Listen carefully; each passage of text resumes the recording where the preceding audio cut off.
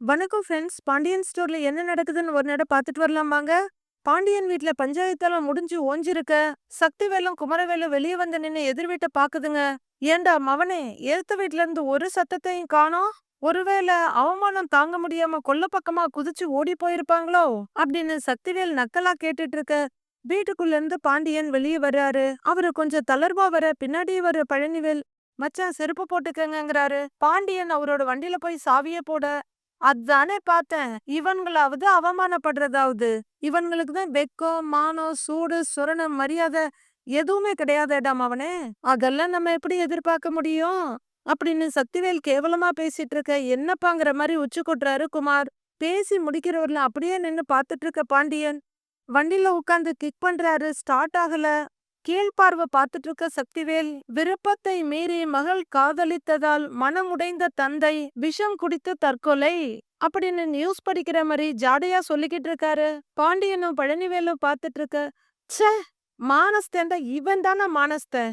நம்ம ஊர்லயும் தான் இருக்கானுங்களே, வெள்ளை வேஷ்டி வெள்ளை சட்டையை கட்டிட்டு மானமே இல்லாம அப்படின்னு சக்திவேல் கேவலமா சிரிச்சிட்டு இருக்காரு. மனசுடைஞ்சு போயிருக்க மனுஷனை கிண்டல் பண்றீங்க? உங்களுக்கெல்லாம் கொஞ்சமாவது வெக்கமா இல்ல? அது என்ன நாக்கா இல்ல கத்தியா அப்படின்னு பழனிவேல் கேக்க. டேய், என்னடா கிண்டல் பண்ண கொண்டல் பண்ணேன்னு பேப்பர்ல இருக்கத படிக்கிறேன்டா அப்படின்னு சக்திவேல் சொல்ல. ஓஹோ, நல்லா இருந்த பொண்ணு ஏமாத்தின பையனோட அப்பா தூக்குல தொங்குனத நியூஸ் எதுவும் இல்லையோ அப்படின்னு சக்திவேலை பார்த்து பழனிவேல் செம்மையா கேக்க. ஏய், என்ன அவ இருக்கான்னு தைரியமா நாக்கு நீளுது அப்படின்னு சக்திவேல் கேக்க. நீ மட்டும் பேசுவ, அத பாத்துக்கிட்டு நாங்க அமைதியா இருக்கணுமாக்கும்? பதிலுக்கு யாரும் பேசக்கூடாதோ அப்படின்னு பழனிவேல் கேட்டுட்டு, நீங்க கிளம்புங்க மச்சான் அப்படிங்கிற மாதிரி சொல்ல வண்டியை ஸ்டார்ட் பண்ணிட்டே இருக்க பாண்டியன். ஏய் பழனி, வண்டியில ஏறுடாங்கிறாரு. ஆ மச்சான் வர்றேன்னு சொல்லிட்டு பழனி ஏற போக, சரியா முத்துவேல் வண்டியில வந்து நிறுத்துறாரு. அன்னை வந்ததும் திண்ணையில இருந்து அப்படியே எழுந்திருக்கிறாரு தம்பி. பாண்டியன் ரொம்பவே தர்ம சங்கடமா தலை குனிஞ்சு பாத்துக்கிட்டு இருக்க. முத்துவேல் அங்கிருந்து பாக்குறாரு. வண்டியை ஸ்டார்ட் பண்ணி பாண்டியன் எடுக்க, பழனிவேல் பின்னாடி உட்கார, வண்டி அங்கிருந்து கிளம்பிடுது. இறங்கி வீட்டுக்குள்ள போற முத்துவேல் இவங்கள ஒரு பார்வை பார்த்துட்டு ஒண்ணுமே பேசாம போயிடுறாரு. கவனிச்சியாட அண்ணனை? பாண்டியனை பாசமா பாக்குறாரு, உன்னை கோவமா பாக்குறாரு அப்படின்னு சக்திவேல் சொல்ல. கவனிச்சேன்பா அப்படின்னு குமரவேல் சொல்றாரு. ஏண்டா, சம்பந்தி மேல திடீர்னு கரிசனம் வந்துருச்சோ? நேத்தியே அண்ணா அந்த வீட்டு பக்கம் போயிட்டாரு. இப்படியே விட்டோம்னு வச்சுக்கோ, அவ்வளவுதான். அப்படியே அந்த பக்கம் முழுசா சாஞ்சிடுவாரு. சம்பந்தியும் ஒன்னாயிடுவாங்க. அப்புறம் ஒண்ணுமே இல்லாம நாம நடுத்தெருவுல நிக்க வேண்டியதுதான் அப்படிங்கிற சக்திவேல் சொடக்கு போட்டுட்டு, ஏதாவது பண்ணணும்டாம் அவனே. அவங்க 2 பேரும் சேரவே கூடாது அப்படின்னு சக்திவேல் சொல்ல. அட போங்கப்பா, நாம பண்ண பர்ஃபார்மன்ஸ் எல்லாம் பப்பரப்பேன்னு போயிருச்சு. அப்புறம் என்ன பண்ண சொல்றீங்க இப்ப போய் அப்படின்னு குமரவேல் சலிப்பா கேட்க. ஹேய், என்னடா நீ? ஒரு பாதையில நடக்கிறோம், நறுக்குன்னு முள்ளு குத்திருச்சு, என்னடா பண்ணுவ? முள்ள எடுத்து போட்டு நடப்பியா? ஐயோ, இல்ல இந்த பாதையில கால வைக்க மாட்டேன்னு வீட்டுக்கு வந்துருவியா? போடா அப்படிங்கிறாரு சக்திவேல். அப்பா, 2 வீட்லயும் எல்லாரும் எதிர் எதிரா இருக்காங்கப்பா, என்னையும் என்ன பண்ண சொல்றீங்க அப்படின்னு குமரவேல் கேட்க. ஏய், வீட்டு ஆளுங்க எதிர்த்தாதாண்டா அது காதலு. நீதான் எப்படியாவது போராடி அந்த புள்ளைய கல்யாணம் பண்ணணும் அப்படின்னு சக்திவேல் சொல்ல. அப்பான்னு அதிர்ச்சியா பாக்குறாரு குமரவேல். எங்க அண்ணனும் பாண்டியனும் சம்மந்தி உறவு புதுப்பிக்கிறதுக்கு முன்னாடி நானும் பாண்டியனும் சம்மந்தி ஆகணும். அதுக்கு என்ன பண்ணணுமோ அத நீதான் பண்ணணும் அப்படின்னு சக்திவேல் சொல்ல. இதுக்கு மேல நான் என்னப்பா பண்றது? குமரவேல் கேட்க. ஏண்டா, உன் பக்கம் திரும்பி கூட பார்க்காம இருந்த பொண்ண சினிமா தியேட்டர் வரையில கூட்டிட்டு போய் கரெக்ட் பண்ணி இருக்கிற. திறமசாலிடா நின்னு கன்னத்துல தட்டி கொடுத்துட்டு யோசி, உனக்கே ஏதாவது தோணும். எனக்கு அவ இந்த வீட்டு மருமகளா வரணும் அப்படிங்கிற சக்திவேல் மறுபடியும் கன்னத்துல தட்டி கொடுத்துட்டு உள்ளர போறாரு. என்னடா பண்றதுன்னு குமரவேல் எதிர் வீட்டையே பாத்துக்கிட்டு நிக்கிறாரு. வீட்டுக்குள்ள அழாத அரசி, அழாத. சரி, கொஞ்ச நேரம் உள்ள போய் படுத்துக்கிறியா அப்படின்னு மீனா கேட்டுட்டு இருக்க. அண்ணி, அப்பா எங்க போயிருக்காக? வீட்டுக்கு வந்துருவாகல்ல அப்படின்னு அரசி அழுதுகிட்டே கேட்க. அதெல்லாம் வந்துருவாக, நீ வா உள்ள போலாம். அழாத அரசி அப்படிங்கிறாங்க ராஜி. எனக்கு ரொம்ப பயமா இருக்கு அப்படின்னு அரசி சொல்ல. அரசிமா, ஒரு இடம் வரையில போயிட்டு வரேன்னு தானே சொல்லியிருக்காங்க, வந்துருவாங்கன்னு மயிலு சொல்றாங்க. கோமதி முறைச்சுக்கிட்டே நிக்க. எல்லாரையும் நான் ரொம்ப கஷ்டப்படுத்துறேன் அப்படின்னு அரசி அழுதுட்டு இருக்க. கோமதி அங்க இருந்து போறாங்க. டைனிங் டேபிள் கிட்ட போறவங்க திரும்பவும் வர்றாங்க. அம்மா எங்க போற எங்க போறேன்னு பசங்க வர. இருங்கடா வந்துடுறேன்டா அப்படின்னு சொல்லிட்டு கோமதி வெளியே போக முயற்சி பண்ண. அம்மா வந்துடுறேன்னா எங்க போற? சொல்லிட்டு போமாங்கறாரு செந்தில். இதோ பாருங்க, என் பெரிய அண்ணன் கிட்ட பேச வேண்டி இருக்கு. நான் பேசிட்டு வந்துடுறேன் அப்படின்னு கோமதி சொல்ல எல்லாரும் புரியாம திக்குன்னு பாக்குறாங்க. அண்ணி அப்படின்னு அரசி பயத்தோட பாக்க ஒண்ணும் இல்ல பாத்துக்கலாங்கிற மாதிரி தோலை தட்டி கொடுக்குறாங்க மீனா. அம்மா என்னம்மா பேச போற அப்படின்னு சரவணன் கேட்க, ஏன் உங்ககிட்ட சொல்லிட்டு ஒப்புதல் வாங்கிட்டு தான் போய் பேசணுமாடா அப்படின்னு கோமதி கேட்க, இல்லம்மா திடீர்னு பேச போறேன்னு சொல்றல்ல, அதான் கேக்குறேன் என்ன பேச போறேன்னு சரவணன் கேக்குறாரு. அம்மா சண்டை எதுவும் போட போறியா அப்படின்னு கதிர் கேட்க, இதோ பாருங்கடா, சண்டை போடுற நிலைமையிலயா நாம இருக்கோம்? பொம்பளை புள்ளைய பெத்து வச்சுட்டு சண்டையெல்லாம் போட முடியாதுல்ல. இதோ பாரு, இவ வாழ்க்கைய காப்பாத்த உங்க அப்பா ஒரு பக்கம் போராடுறாரு, நீங்க பண்றத பண்ணுங்கன்னு என்னால வேடிக்கை பார்த்துக்கிட்டு இருக்க முடியாதுல்ல அப்படின்னு கோமதி சொல்ல, அதுக்காகன்னு மீனா கேக்குறாங்க. இதோ பாரு, நானும் என் பங்குக்கு ஏதாவது பண்ணிதானே ஆகணும், அதான் என் அண்ணன்கிட்ட பேச போறேன் அப்படின்னு கோமதி உறுதியா சொல்ல, அம்மா எதுக்குமா? நேத்து ராத்திரி அவங்க என்ன பேசுனாங்கன்னு பார்த்தல, மனசாட்சியே இல்லாம பேசுவாங்க, அவங்க கிட்ட போய் நாம பேசணுமா அப்படின்னு கதிர் கேக்குறாரு. அம்மா அமைதியா இருங்கம்மா, நடந்த விஷயம் பக்கத்து வீட்டுக்காரங்க ஊர்க்காரங்க யாருக்குமே தெரியாது. இப்ப போய் ஏதாவது கேட்டோம்னா வேணும்னே சண்டை போடுவாங்க, ஊருக்கே விஷயம் தெரியற மாதிரி ஆக்கிடுவாங்க அப்படின்னு செந்தில் சொல்ல, ஆமாமா வேண்டாமா அப்படின்னு சரவணனும் சொல்ல, இல்லடா நான் கண்டிப்பா பேசிதான் ஆகணும், நகருங்கடான்னு நகர்த்தி விட்டுட்டு கோமதி போக, அத்தை அத்தை வேண்டாம் அத்தை அப்படின்னு பின்னாடியே மயிலு ராஜு சுகன்யா எல்லாரும் ஓடுறாங்க. நீ இரு பாத்துக்கோ, இதான் நானும் வர்றேன் அப்படின்னு மீனாவும் ஓட அரசியும் பின்னாடி எழுந்து போக போறாங்க. ஏய் நீ எங்க போற அப்படின்னு செந்தில் அரசிக்கிட்ட கேட்க, அண்ணே சண்டை நடந்துற போகுதுன்னு பயமா இருக்குங்கிறாங்க அரசி. இதெல்லாம் ஒண்ணும் புதுசு இல்லையே அப்படின்னு செந்தில் சொல்லிட்டு இருக்க கோமதி விறுவிறுன்னு வெளியே வர்றாங்க. என்னால எந்த சண்டையும் வந்ததில்ல, ஆனா இப்போ அப்படின்னு அரசி அடுத்த ரவுண்ட் அழ ஆரம்பிக்கிறாங்க. அழுகாத அழுகாத அரசி, சொன்னா கேளு விடு அப்படின்னு தங்கச்சியை தோல்ல தட்டி ஆறுதல் படுத்துறாரு செந்தில். வெளியே வந்த கோமதிய ஒரு பக்கம் ராஜியும் இன்னொரு பக்கம் மயிலும் வந்து புடிச்சுக்கிறாங்க. அத்தை அத்தை வேண்டாம் அத்தை, பிரச்சனை வேண்டாம் அத்தை, எல்லாம் மாமா வந்ததுக்கு அப்புறம் பேசிக்கலாம், இப்ப எதுவும் தேவையில்லாம பிரச்சனை வேணாம் அத்தை, உள்ளர போலாம் அத்தைங்கிறாங்க மயிலு. அவங்க அண்ணங்கிட்ட தானே பேச போறாங்க, பேசட்டுமேங்கிறாங்க சுகன்யா. மீனா அவங்கள முறைக்க அந்த கேப்ல கோமதி விறுவிறுன்னு போறாங்க. கூப்பிடுங்க போங்கன்னு சொல்ல ஒரு பக்கம் சரவணன் இன்னொரு பக்கம் கதிரும் அம்மா அம்மான்னு கூப்பிட்டுட்டு ஓடி வர்றாங்க.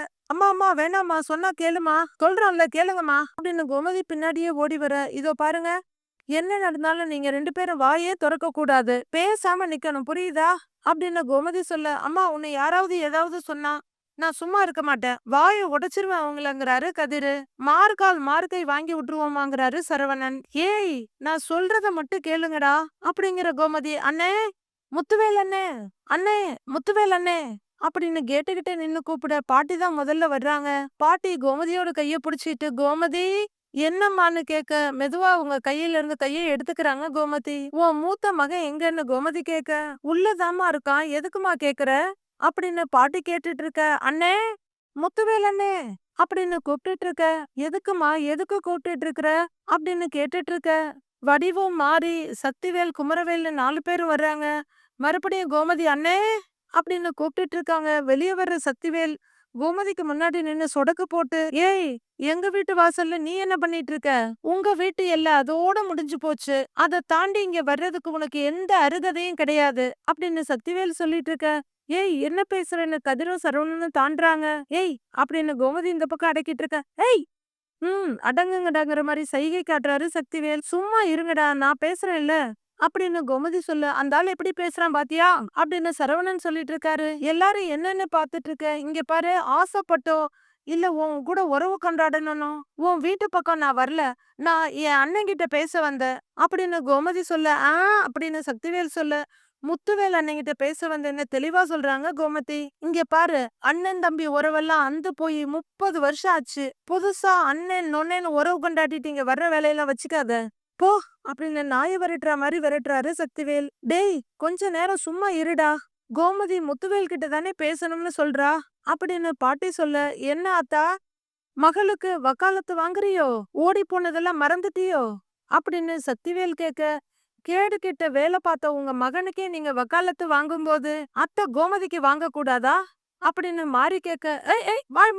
உன்னை எல்லாம் எந்த நேரத்துல பெத்தாங்களோ தெரியல கருமா கருமம்னு நெத்தில அடிச்சுக்கிறவரு ஏன் தலையில கட்டி வச்சு உசுர வாங்குறாங்கங்கிறாரு சக்திவேல். ஏண்டி வாழ்றது தூங்குறது தின்றது எல்லாம் இந்த வீட்ல ஒரே ஒரு தாட்டியாச்சும் எனக்காகவும் என் மகனுக்காகவும் பேசியிருக்கியாடி? எப்ப பார்த்தாலும் அந்த வீட்டுக்கே சப்போர்ட் பண்ணி பேசிட்டு இருக்கிற அப்படின்னு சக்திவேல் பேசிட்டு இருக்க மாறி போடாங்கிற மாதிரி முகத்தை திருப்பிக்கிறாங்க. அண்ணே, முத்துவேல் அண்ணே, அண்ணே அப்படின்னு கோமதி கூப்பிட்டுட்டு இருக்க. ஏன்பா முத்து, முத்து, ஐயா அப்படின்னு கூப்பிடுற பாட்டி வடிவு நீ கொஞ்சம் கூப்பிடேமாங்கிறாங்க. சரிங்க அத்தை, இதோ போறேன்னு வடிவு திரும்ப அதுக்குள்ள முத்துவேலே வெளியே வந்துடுறாரு. அண்ணே, நான் தான் உன்னை கூப்பிட்டேன், உன்கிட்ட பேசுறதுக்காக தான் நான் கூப்பிட்டேன் அப்படின்னு கோமதி சொல்ல என்னங்கிற மாதிரி பாத்துக்கிட்டு வந்து நிக்கிறாரு முத்துவேலு. அண்ணே, உனக்கு என்ன பிடிக்காதுன்னு எனக்கு தெரியும், இந்த ஜென்மத்துல என் மேல இருக்க கோவம் போகாதுன்னு தெரியும், ஆனாலும் நான் பேசிதான் ஆகணும், அத நீ கேட்டுதான் ஆகணும் அப்படின்னு கோமதி பேசிட்டு இருக்க முத்துவேல் அமைதியா நிக்கிறாரு. ஆனா சக்திவேல், ஏய் அதுக்கெல்லாம் எங்களுக்கு நேரம் இல்ல, கிளம்பு முதல்லங்கிறாரு. ஏய் நீ பேசாத, நான் என் அண்ணன் கிட்ட பேச வந்திருக்கேன், அவரு சொல்லட்டும், நான் கிளம்புறேன்னு கோமதி சொல்ல அதிர்ச்சி ஆயிடுறாரு சக்திவேல். முத்துவேல் அமைதியா நிக்க, அண்ணே சொல்லுங்கண்ணே, முதல்ல இங்க இருந்து இவளை போ சொல்லுங்கண்ணே, அண்ணே சொல்லுங்கண்ணே, உங்ககிட்ட தான் சொல்லிட்டு இருக்கிறேன், அவளை போக சொல்லுங்கண்ணே அப்படின்னு சக்திவேல் காட்டு கத்தலா கத்திக்கிட்டு இருக்க. என்ன பேசணும்னு நிதானமா கேக்குறாரு முத்துவேல். சக்திவேல் நம்ப முடியாத அதிர்ச்சியில பாத்துக்கிட்டு இருக்க. இங்க பாரு, ஆசையா வளர்த்த தங்கச்சி சொல் பேச்சு கேட்காம புடிச்சவனோட ஓடி போனா எந்த அண்ணனுக்கு தான் கோபம் வராது அப்படின்னு கோமதி சொல்ல, பழைய கதையெல்லாம் கல்லுல எழுதின மாதிரி இங்க நெஞ்சில பதிஞ்சிருக்கு, அத பத்தியெல்லாம் பேச வேண்டாம், இப்ப என்ன பேச வந்தியோ அத மட்டும் பேசு அப்படின்னு முத்துவேல் வெறுப்பா சொல்ல, இங்க பாருங்கண்ணே, உன் கோவத்தை தப்பே சொல்லல, உனக்கு எம்புட்டு கோவம் இருக்கும் அதை என் மேல காட்டு, என்ன திட்டு அடி கொன்னு கூட போடு, அத பத்தி எனக்கு கவலை இல்ல, ஆனா என் புருஷனை விட்டுருனே, என் மகளையே விட்டுரு, என் மொத்த குடும்பத்தை விட்டுருனே அப்படின்னு கோமதி கேட்டுட்டு இருக்க. முத்துவேல் முகத்தை திருப்பிட்டு இருக்காரு. ஏய் அப்படியே உன் வீட்டு ஆளுங்கெல்லாம் யோகிய மாதிரி நடிக்கிற அப்படின்னு சக்திவேல் கேட்க, தம்பி எல்லாத்துக்கும் கருத்து சொல்லணும், பதிலுக்கு பதில் பேசணும்னு அவசியம் கிடையாது, கொஞ்ச நேரம் அமைதியா இருங்கன்னு வடிவு சொல்றாங்க. சொல்லுங்க நீ, நாங்க வாய பொத்திட்டு சும்மா இருக்கோம், நீங்க எல்லாம் கைய கட்டிட்டு அவங்க சொல்றத கேளுங்க அப்படின்னு சக்திவேல் படு நக்கலா சொல்ல ஓடாங்கிற மாதிரி திருப்பிக்கிறாங்க வடிவு மாறிய முகத்தை. அண்ணே, அரசி சின்ன பொண்ணுன்னு, விவரம் தெரியாத பொண்ணுன்னு கண்டதையும் சொல்லி இதோ இவன் மனச கலைச்சிட்டானே அப்படின்னு கோமதி குமரவேல காட்ட அப்படியே தலக்குனிச்சு நிக்கிறாரு. ஐயோ பாருடா, சின்ன பாப்பாடா அவ, உன் பொண்ணுக்கு ஒன்னும் தெரியாது அப்படின்னு சக்திவேல் சொல்ல, நீ சும்மா இரு, இதோ பாருன்னு தான் செஞ்சது தப்புன்னு அவ உணர்ந்துட்டானே, இதோ பாருனே, இதோ பாரு, என் பொண்ணால உங்க வீட்டுக்கு எந்த பிரச்சனையும் வராதுன்னு நான் உத்தரவாதம் குடுக்கறோன்னு, அதே மாதிரி இவனால என் பொண்ணு அரசிக்கு எந்த பிரச்சனையும் வராதுன்னு நீ உத்தரவாதம் கொடுக்கணும்னு அப்படின்னு கோமதி கேட்க. முத்துவேல் சக்திவேல பாக்குறாரு. எல்லாரும் எதிர்பார்ப்போட பாத்துட்டு இருக்க. இதோ பாருன்னு, என்னதான் உனக்கு கோபம் இருந்தாலும் கண்டிப்பா ஒரு பொம்பளை பிள்ளை வாழ்க்கைய வச்சு தரந்தாழ்ந்து போக மாட்டேன்னு நான் நம்புறேன்னு குமாரால அரசிக்கு அப்படின்னு கோமதி கேட்டுட்டு இருக்க. நிறுத்துங்கிற மாதிரி கைய காட்டாரு முத்துவேல். நீ பேசும்போது 1000 தடவை என்ன அண்ணன் அண்ணன்னு சொல்லிட்ட, என்னைக்கு நீ இந்த வீட்டு படி தாண்டி போனியோ அன்னைக்கே உனக்கும் எனக்கும் இருந்த அண்ணன் தங்கச்சி உறவு அருந்து போச்சு அப்படின்னு முத்துவேல் சொல்ல. சக்திவேல் முகத்துல சிரிப்பு அப்படியே மலருது. என்ன பொறுத்த வரைக்கும் நீ யாரோ ஒருத்தி தான், நீ யாரோ ஒருத்தியா இருந்தாலும் என் வீட்டு பையனால உன் மக வாழ்க்கை கெட்டு போறத நான் அனுமதிக்க மாட்டேன் அப்படின்னு முத்துவேல் சொல்ல. சக்திவேல் குமரவேல் முகம் சூம்பி போயிடுது. இனிமே குமாரால உன் மகளுக்கு எந்த பிரச்சனையும் வராது, நீ போலாங்கிறாரு முத்துவேல். அப்பா அப்படின்னு குமரவேல் ஏக்கமா கூப்பிட்டுட்டு இருக்க. உசுரே போனாலும் சொன்ன வார்த்தைய காப்பாத்துறவன் இந்த முத்துவேல். தைரியமா போங்கிறாரு. கோமதி அப்படியே கண்ணுல கண்ணீரோட கையெடுத்து கும்பிட்டுட்டு திரும்ப மகன்க 2 பேரும் ஆறுதலா தோல்ல கைய போட்டு கூட்டிட்டு வர்றாங்க. என்னன்னு யாரோ ஒருத்தின்னு வாய் தான் சொல்லுதே தவிர மனசுல அப்படி நினைக்கல பாருங்க. தங்கச்சி மேல பாசம் அப்படியே பொங்கி வழியிற மாதிரி இருக்குது அப்படின்னு சக்திவேல் கேட்க. அவரை ஒரு பார்வை பார்த்துட்டு, அந்த கதையெல்லாம் ஒரு பக்கம் இருக்கட்டும், டேய் குமாரு, நீ அந்த புள்ளைய எந்த தொந்தரவும் பண்ண மாட்டேன்னு நான் வாக்கு கொடுத்துட்டேன், நான் அசிங்கப்பட்டு நிக்கிற மாதிரி ஏதாவது பண்ணுன அம்பிட்டுதான் தோலை உரிச்சு தொங்க விட்டுருவேன், அப்புறம் நாம அடுத்த வாரம் மதுரைக்கு போறோம், உனக்கு பொண்ணு பாக்கன்னு முத்துவேல் சொல்ல. அதுவரையிலும் அவரு சொன்னது கேட்டு அதிர்ந்து போய் நின்ன குமரவேல், பொண்ணு பாக்கவா அப்படின்னு கேக்குறாரு. என்னென்ன சொல்றீங்க, பொண்ணா அப்படின்னு சக்திவேல் கேட்க. ஆமா, ஏற்கனவே பேசி வச்ச பொண்ணுதான், அந்த பொண்ணு படிச்சிட்டு இருந்தது, படிப்பு முடியற வரைக்கும் வெயிட் பண்ணலாம்னு நினைச்சேன், இனிமே அதுக்கு அவசியம் இல்ல, நான் பொண்ணு வீட்டுல எல்லாம் பேசிட்டேன், உடனே பொண்ண பாத்துட்டு கல்யாணத்தை நடத்திடலாம் அப்படின்னு முத்துவேல் சொல்ல மாறி சரின்ற மாதிரி தலையாட்டுறாங்க. குமரவேல் சேன்னு ரொம்பவே அப்செட்டா நிக்கிறாரு. அண்ணே, இத பத்தி ஒரு வார்த்தை கூட என்கிட்ட சொல்லவே இல்லையேன்னு அப்படின்னு சக்திவேல் கேட்க, அதான் இப்ப சொல்றேன்ல போதாதாங்கிறாரு முத்துவேல். அண்ணே, அவனுக்கு பொண்ணு பாத்திருக்கீங்க, பேசிருக்கீங்க, ஒரு வார்த்தை என்கிட்ட சொல்லணும் இல்லன்னு? நான் புள்ளைய பெத்தவேன்னு என்கிட்ட ஒரு வார்த்தை சொல்லணும் இல்லன்னு? எப்படிப்பட்ட பொண்ணு, யார் வீட்டு பொண்ணு, என்ன குடும்பம், குலம் கோத்திரம் எல்லாம் தெரிஞ்சுக்க வேணாமான்னு அப்படின்னு சக்திவேல் கேட்க, என்னடா நீ தெரிஞ்சுக்கணும், என்ன தெரிஞ்சுக்கணும்? முத்து யாரோ ரோட்ல போற பொண்ணெல்லாம் பாத்திருக்க மாட்டான், நல்ல பொண்ணாதான் பாத்திருப்பான் அப்படின்னு பாட்டி சொல்ல, ஆத்தா 1000 தான் இருந்தாலும் என் மவன் கட்டிக்க போற அப்படின்னு சக்திவேல் சொல்லிட்டு இருக்க. ஏங்க, என்னங்க, இத்தனை நாளா குமாருக்கு மாமா பொண்ணு பாக்கலன்னு புலம்பிக்கிட்டு இருந்தீங்க, இப்போ பாத்திருக்காக, அதுவும் உங்களுக்கு பிடிக்கலையா அப்படின்னு மாறி கேட்க, அப்படிலாம் இல்ல, நான் என்ன சொல்ல வர்றேன்னா அப்படின்னு சக்திவேல் சொல்லிட்டு இருக்க. உனக்கு பிடிச்சிருக்கோ பிடிக்கலையோ, நான் முடிவு பண்ணிட்டேன். நான் பாத்திருக்கிற பொண்ணதான் குமார் கல்யாணம் பண்ணணும். இடையில ஏதாவது கிறுக்குத்தனம் பண்ணணும்னு நினைச்ச, என் குணம் உனக்கு நல்லா தெரியும்ல, கொன்னு புதைச்சிடுவேன், ஜாக்கிரதை அப்படிங்கிற முத்துவேல் வீட்டுக்குள்ள போக லேடிஸும் அப்படியே உள்ளர போறாங்க. அப்பாவும் மகனும் யோசனையா வெளியவே நிக்கிறாங்க. பாண்டியன் வீட்ல இன்னமும் சோகமா ஆளுக்கு ஒரு பக்கமா சாஞ்சிட்டு இருக்காங்க. மொபைல் ரிங்காக எல்லாரும் பாக்குறாங்க.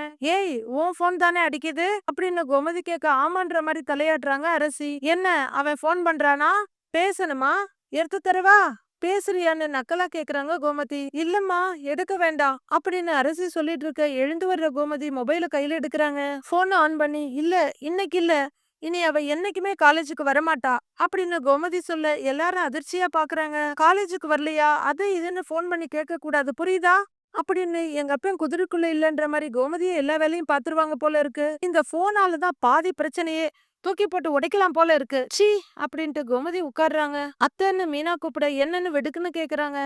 இல்ல, அரசி காலேஜுக்கு வரமாட்டான்ற மாதிரி போன்ல பேசுனீங்க அப்படின்னு கேட்க, ஆமா சொன்னேன், அதுக்கு என்ன இப்போ அப்படின்னு கோமதி சொல்ல, அரசிய காலேஜுக்கு அனுப்ப வேணாம்னு முடிவெடுத்துட்டியலோ அப்படின்னு மீனா கேட்க, ஆமா, ஏற்கனவே நான் சொன்னது தானே, இனிமே இவள காலேஜுக்கு அனுப்புறதா இல்ல அப்படின்னு கோமதி சொல்ல, அத்தை, இன்னும் 1 வருஷத்துல படிப்பே முடிஞ்சிடும், அதுக்கு முன்னாடி எதுக்கு படிப்பை நிறுத்தணும் அப்படின்னு ராஜு கேட்க, ஏய், படிப்பு பொல்லாத படிப்பு, இவ படிக்கிறதுக்கா காலேஜ் போறா, முதல்ல காலேஜுக்கு போறாளா இல்லையானே தெரியல அப்படின்னு கோமதி சொல்ல, அத்தை, அரசி அப்படி படிப்புல எல்லாம் கோட்டை விடமாட்டா அத்தை அப்படின்னு மயிலு சொல்ல, ஏய், காலேஜுக்கு போய் விசாரிச்சாதான் இவ ஒழுங்கெல்லாம் தெரியும், இவ படிச்சு கிழிச்சதும் போதும், பட்டம் வாங்கி பறக்க விட்டதும் போதும், இனிமே இவ வீட்லயே கிடக்கட்டும் அப்படின்னு கோமதி சொல்ல கண்ணீரோட பாத்துட்டு இருக்காங்க அரசி. ஆளாளுக்கு வாக்கு கொடுக்கறதும் சத்தியம் பண்றதுமா இருக்காங்க. எது நடக்க போகுது, எது நிக்க போகுதுன்னு பொறுத்திருந்து பார்க்கலாம் ஃப்ரெண்ட்ஸ்.